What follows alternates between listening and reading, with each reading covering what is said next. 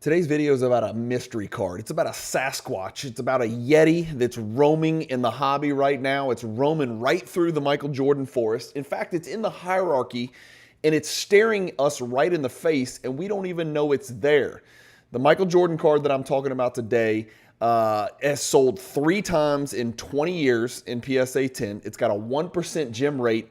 And I'll be honest with you, I think Topps, spoiler alert, hint, was lying about the pack odds, and I'll show you why on this video today. This is a hierarchy card that is lurking under the surface that you guys may or may not know about. If you're lucky enough to have a PSA 10 or a BGS 9.5, come to Baton Rouge, Louisiana, because I want to shake your hand. I think this video is dedicated to one card. It's going to be a short one, but I want you guys to know the card that I'm talking about because I couldn't believe some of the numbers when I looked at this card and some of the data behind it. It's rare, it's tough, it's a badass card, it's got good eye appeal, and nobody's ever talked about this card until today. Enjoy the video.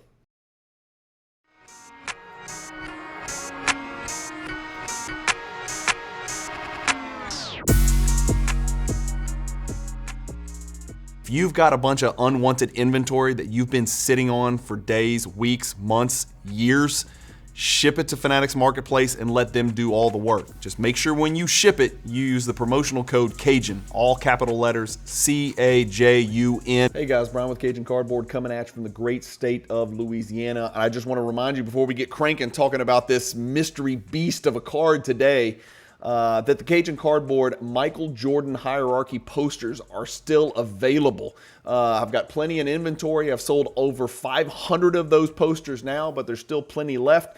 They're 3 foot by 2 foot, glossy, high definition, branded, awesome. 378 of Michael Jordan's best cards from the 80s and 90s, and it's a great buffet. It's a great visual cornucopia of succulent morsels for you guys to chew on as you peruse the Michael Jordan options in the hobby, right? If you're new to Jordan collecting, it's great. It's going to overwhelm you and you're going to literally be fascinated. And if you're a seasoned Jordan veteran, you're going to want to look at this thing and say, okay, I see where he's going with this. I understand the tiers. These are the best cards in the world. These are still pretty good. These down here at the bottom, I need to get these cards. There's a lot to it, and it can be used by anybody and everybody, including folks that don't collect Jordan. But really, if you're starting to dip your toes into the Jordan market, it's a great way to make sure you can get in and buy the right cards and not get hurt too bad in this bull market that we're in right now. All right, I've paid the bills. Here we go. Let's look at the card of the day. Guys, it's the 1995 Topps Showstoppers. And you guys know me, I'm a huge grade snob. Normally when I'm showing off a card, and this is my card, that's on the screen right here. Usually when I'm showing off a card, I'm showing it off in a PSA 10 or a BGS 9.5. Especially a card from a cheap product like Topps.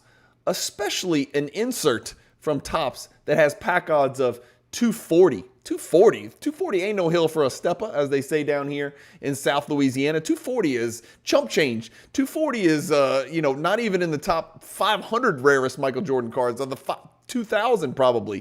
240 should be an easy card to find in gem grade, especially a Topps card, especially a Topps paper card, especially a Topps paper card with 4 borders. You should be able to find this card in a PSA 10 really easy. Well, guess what? If you've got one, like I said in the intro, come on down and shake my hand down here in Louisiana because you're a better man than me.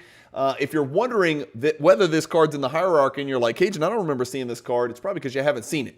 It's somewhere down here. This is your big poster picture. Somewhere down here on page 9. A closer view puts it right there. There's your card right there in between the gold signature here and the Michael Jordan, Scottie Pippen Game Breakers right below the Hardwood Heroes and right above the SPX Gold parallel. So there's your card right there on tier 4 in its page number 9, row 2, card number 8, right? To be very precise.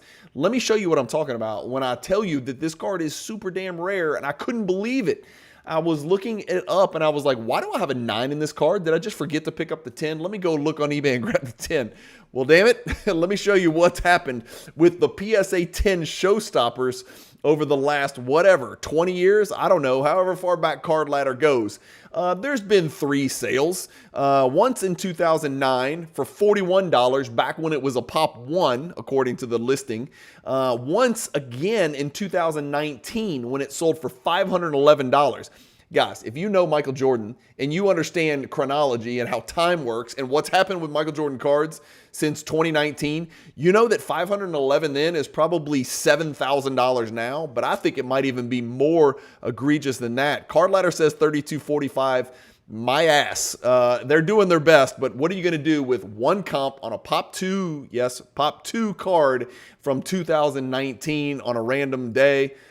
Here is your pop report. Are you guys serious with me? First of all, how is a card that's a 240 pack odds only have 253 total graded between PSA and BGS? That doesn't make sense to me, okay? Only 195 graded by PSA. If we hyper-focus on them, a 1.03% gem rate. Look, Michael Jordan's single-digit gem rates is not rare, but 1% on a paper Topps card that comes around allegedly once every 240 packs, something's not right. Something is not adding up. I mean, I'm not Albert Einstein, but I'm smart enough to know there's something going on here. Something's wrong. 2 PSA 10s, and the PSA 10s are probably worth who the hell knows how much. What is this PSA 10 worth? How about that? Just put in the comments, what is a PSA 10 showstoppers worth when you got guys like me, both hands raised? You got other folks out there in the hobby who are trying to collect Michael Jordans in the highest grade possible. And there's only 2 10s out there. What if a third 10 pops up and he comes for sale on a public platform? What's that card going to sell for? Well, I'll tell you right now, I mean, I'd drop $7-8 grand on it without even thinking, right? If I'm buying it inside, outside, PSA 10 for $6 grand and breaking records, I'm sure as hell going to pay 7-8, try to pick up the showstoppers. I think there's cats up there that would drive this thing into 5 figures. I really do. And I'm not hyping it. No, I don't have a secret 10. I don't have a 10 in a stash. I'm trying to pump and dump. You haven't seen me sell any cards except duplicates, okay? So I'm not pumping and dumping here. I've got the measly PSA 9, and it's worth about $250. The PSA 9 actually does sell every once in a while. But look at that gem rate, guys. 1%, 2 PSA 10s, 63 PSA 9s. Your average grade, I mean, damn, like 70% of them that get graded, grade 8 or a 9. So it's not like it's crazy condition sensitive. It's not like it's a PMG. That's not it. Just not that many have been graded. So it's a little bit, and I'm assuming it's going to be centering, right? Because there's 4 white borders. It's got to be perfect. It's undeniable. It's not like a full bleed card or anything like that. But look, the PSA 9 does sell. But the PSA 9, let's see, how many times has it sold this year? Plenty of times this year. What is that, 12, 15 times? And it's kind of wavered, to be honest with you. It's sold for as high as $329. I think that's the highest. And even this year, somebody snuck one in, and it sold for $133. That's a steal. It was a fixed price purchase. That means somebody who didn't know what they had, didn't know that it was like, pop whatever we saw, 60 something. What did we say the pop was on PSA 9? Hold on. Yeah, Pop 63, right? What Jordan dropped in the Garden. So Pop 63, 2 higher. Somebody listed it on eBay, and this cat just jumped in and snatched it for $133. He just made 200% profit because the next one's going to sell for $300 for sure.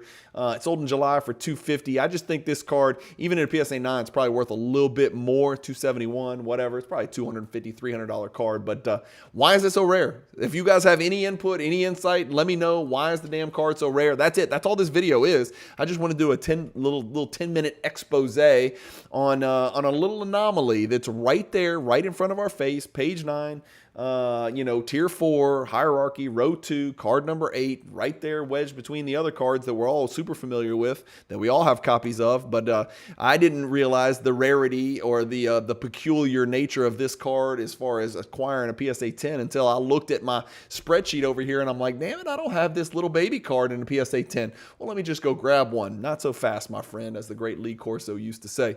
That's it. Showstoppers, 95 tops. Let me know your thoughts in the comments. Let me know if you've got a copy. Are you happy with your 9, or are you like me? Does it keep you up at night? Do you want to make videos about it because you're so pissed that you're missing the 10? Let me know in the comments. Thank you guys, as always, for watching these videos. The hierarchy posters are still available. Did I mention that? Keep collecting. Stay positive in the hobby, and peace.